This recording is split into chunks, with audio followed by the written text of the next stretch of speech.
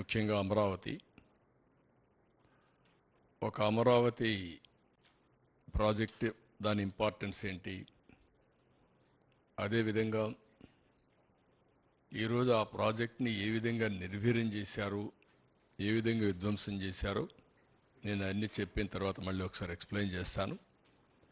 మొట్టమొదటిసారిగా మీరు ఒకసారి చూస్తే నెక్స్ట్, దీనికంటే ముందు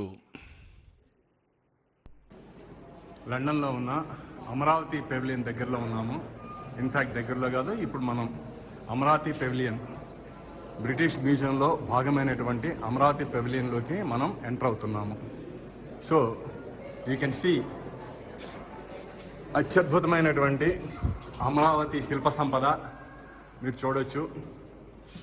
మీరు కుడివైపున కన్నా చూసినట్లయితే అమరావతి సంబంధించిన ఆనాడు స్తూపానికి సంబంధించినటువంటి రిలిక్స్ ఏవైతే ఉన్నాయో అవన్నీ కూడా ఇక్కడ ప్రిజర్వ్ చేయటం జరిగింది.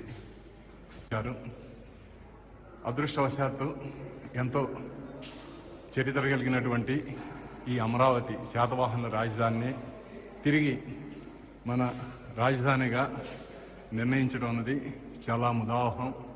ఎందుకంటే అమరావతి అన్నది కేవలం భారతదేశంలోనే కాదు, ప్రపంచ ప్రఖ్యాతి చెందినటువంటి నగరం. ఎంతోమంది చరిత్రకారులకి, ఆర్కియాలజిస్టులకి కూడా అమరావతి అన్నటువంటిది చాలా ఇంపార్టెంట్. చాలా చేసుకోవడం అన్నది మన అదృష్టం. ఎందుకంటే మనకి ఆంధ్ర రాష్ట్రంలో అమరావతిని మించి ముఖ్య పట్టణం కానీ, అమరావతిని మించిన చారిత్రకమైనటువంటి పట్టణం కానీ మనకి లేదు అన్నది. మీరు ఒకసారి ఇది చూస్తే బ్రిటిష్ మ్యూజియంలో ఉంది. అమరావతికి ఒక గ్యాలరీ ఉంది. శాతవాహనుల కాలంలో అమరావతి రాజధానిగా ఆనాడు పరిపాలించిన నగరం అది.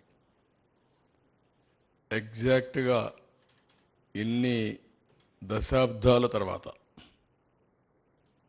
మళ్ళీ అమరావతి పేరు రావడం అది కోయిన్సిడెన్స్ కావచ్చు, కానీ ఓసారి చరిత్ర. దీంట్లో చాలా సెంటిమెంట్ కూడా ఉంది. రాష్ట్రం విభజన జరుగుతుందని ఎవరు ఊహించలేదు. మళ్ళీ ఇక్కడ రాజధాని పెడతామని ఊహించలేదు. మళ్ళీ శాతవాహనుల కాలం నాటి అమరావతి పేరు, నేను మొన్న కూడా చెప్పాను, నేను ఆ రాజధాని పేరు పెట్టాలనుకున్నప్పుడు రామోజీరావు గారు ఒక రీసెర్చ్ చేసి ఆయనకు ఈ రాష్ట్రం మీద ఉండే ప్రేమతో నాకు ఒక నోటు పంపించాడు. మీరు ఏ పేరంటే ఆ పేరు పెడతారేమో మీరు ఆలోచించండి, ఇది ఒక చరిత్ర సృష్టించే నగరం కాబట్టి నేను కూడా పరిశోధన చేశాను.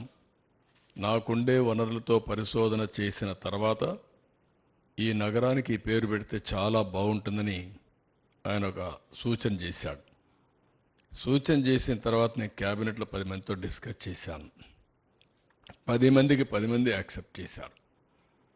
దీన్ని బయట పెడితే 100 మందికి 100 మంది యాక్సెప్ట్ చేశారు.